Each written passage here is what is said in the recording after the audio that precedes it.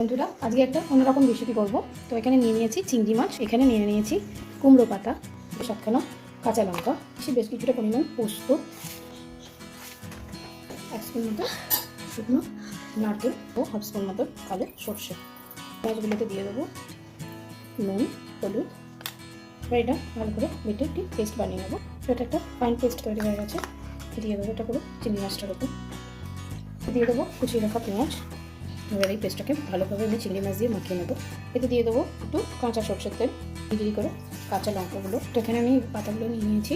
এইভাবে চিংড়ি মাছের যে পেস্টটা বানিয়েছি, চিংড়ি মাছ, পোস্ত, সরষে, নারকেল বাটা, কাঁচা লঙ্কা, সেটাকে আমি জাস্ট এইভাবে মুড়ে নেব। তোমরা যেভাবে চাও সেট দিয়ে এটাকে মুড়ে নিতেই পারো। এইভাবে সুতোর সাহায্যে এগুলোকে আমরা বেঁধে নেবো। আমি এই পাতাগুলো চাপা দিয়ে রাখবো। তো এখানে একদম রেডি হয়ে গেছে, দেখতেই পাচ্ছ কুমড়ো পাতায় চিংড়ি ভাপা। আমরা কীভাবে সুন্দর খুলে নিই।